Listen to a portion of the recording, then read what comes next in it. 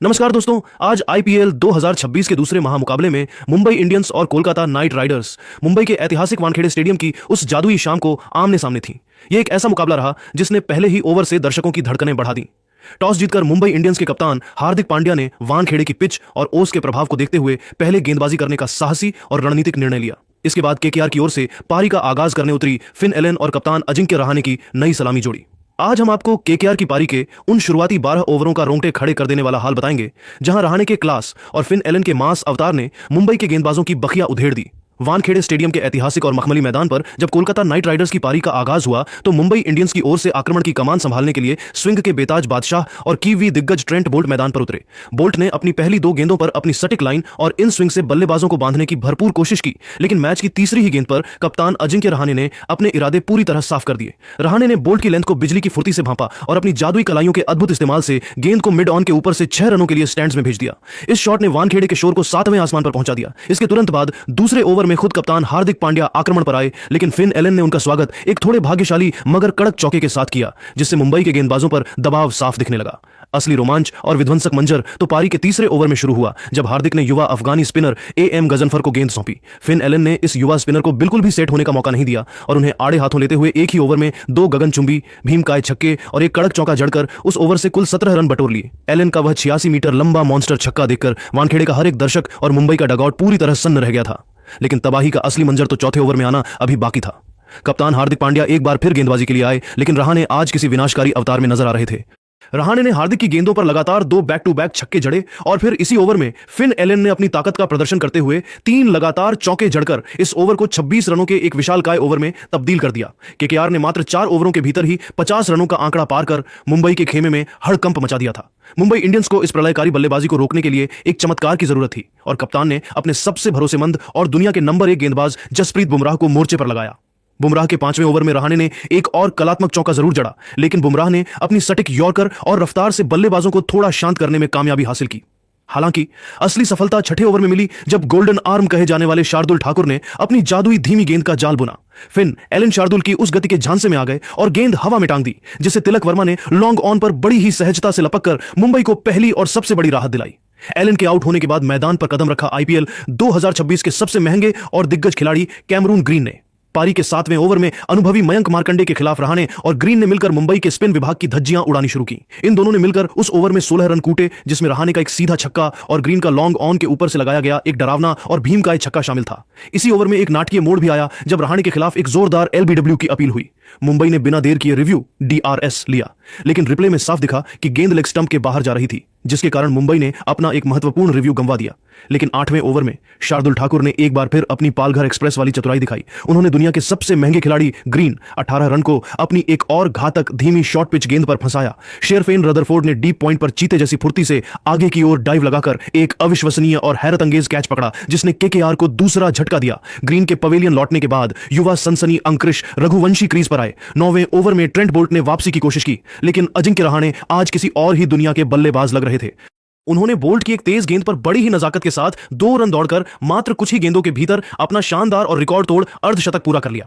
दूसरी ओर युवा रघुवंशी ने भी अपनी प्रतिभा का परिचय देते हुए बोल्ट को एक कलात्मक और कॉपी बुक कवर ड्राइव जड़कर अपना खाता खोला। 10वें ओवर में गजनफर के दोबारा आक्रमण पर आते ही रहाणे ने एक बार फिर अपना रौद्र और आक्रामक रूप दिखाया। उन्होंने मिड विकेट के ऊपर से एक हिमालयी और भीमकाय छक्का जड़कर न केवल अपना स्कोर बढ़ाया, बल्कि केकेआर के कुल योग को भी रॉकेट की रफ्तार से 120 के पार पहुंचा दिया। वानखेड़े की लाल मिट्टी आज रहाणे के क्लास की गवाह बन रही थी और मुंबई के गेंदबाज इस प्रलय को रोकने के लिए बेबस नजर आ रहे थे। वानखेड़े के ऐतिहासिक मैदान पर पारी के 12 ओवरों की समाप्ति के बाद कोलकाता नाइट राइडर्स का स्कोर अब 2 विकेट के नुकसान पर 136 रनों के एक बेहद मजबूत, विशालकाय और चुनौतीपूर्ण आंकड़े तक पहुंच चुका था। मैदान के चारों तरफ केकेआर के प्रशंसकों का शोर गूंज रहा था, क्योंकि उनके कप्तान अजिंक्य रहाणे आज किसी और ही मिट्टी के बने नजर आ रहे थे।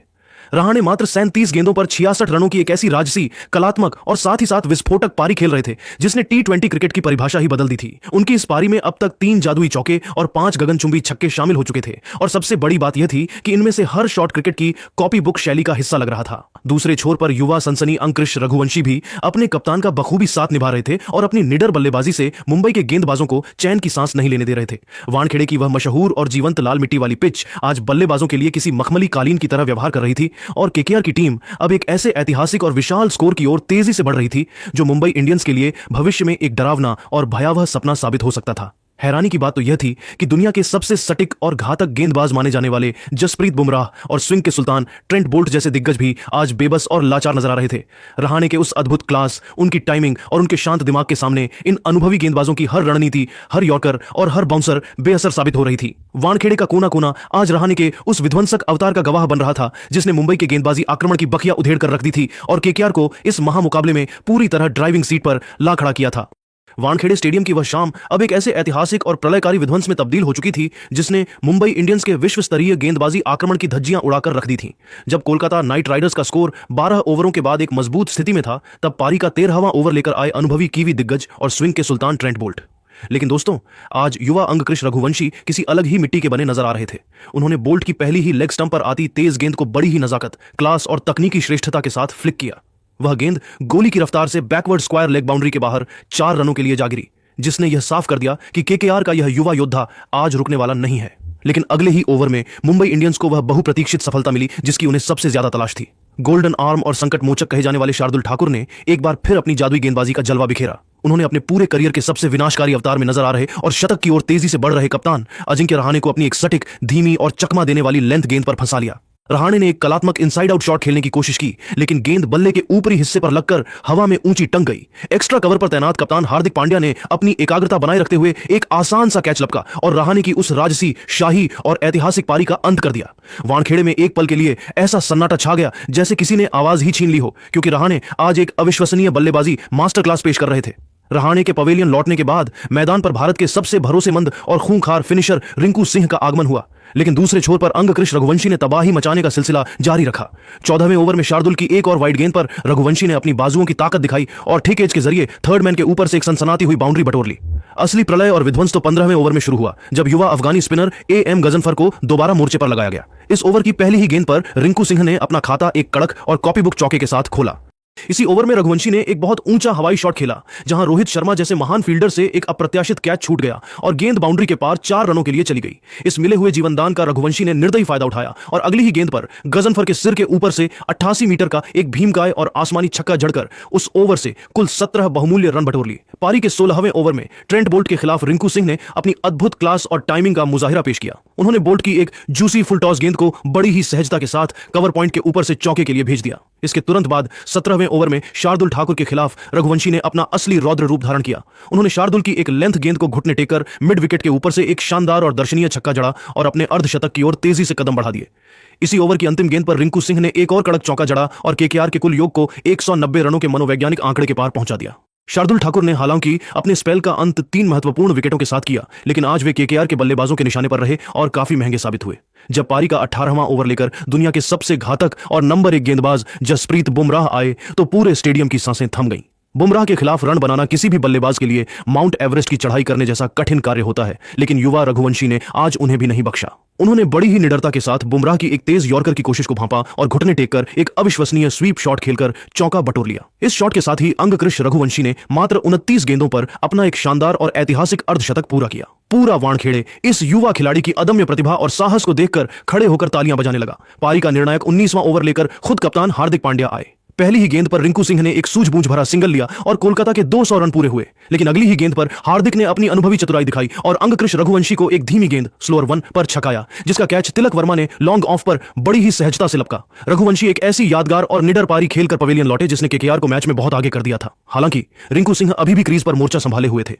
उन्होंने बुमराह के अंतिम ओवर में अपनी जादुई टाइमिंग और कलाइयों के जोर का बेहतरीन परिचय दिया। बुमराह की एक वाइड यॉर्कर को रिंकू ने बड़ी ही चतुराई से स्लाइस किया और बैकवर्ड पॉइंट के ऊपर से चौका बटोरकर पारी का एक गौरवशाली अंत किया। कोलकाता नाइट राइडर्स ने निर्धारित 20 ओवरों की समाप्ति पर स्कोरबोर्ड पर 220/4 का एक विशालकाय, हिमालयी, अभेद्य और डरावना स्कोर खड़ा कर दिया। रिंकू सिंह 21 गेंदों पर 33 रनों की एक अत्यंत महत्वपूर्ण और प्रभावी पारी खेलकर नाबाद लौटे। एक समय जहां मुंबई इंडियंस ने रहाणे और ग्रीन को जल्दी आउट कर मैच में वापसी की जोरदार उम्मीद जगाई थी, वहां रघुवंशी के साहस और रिंकू के आखिरी ओवरों के धमाके ने मुंबई के सामने जीत के लिए 221 रनों का पहाड़ जैसा लक्ष्य रख दिया। वानखेड़े की स्टैंड्स में अब चिंता और तनाव के बादल साफ देखे जा सकते थे, क्योंकि बुमराह और बोल्ट जैसे दिग्गजों की मौजूदगी के बावजूद केकेआर ने रनों का ऐसा अंबार लगा दिया था जो किसी भी टीम के मनोबल को तोड़ने के लिए काफी था।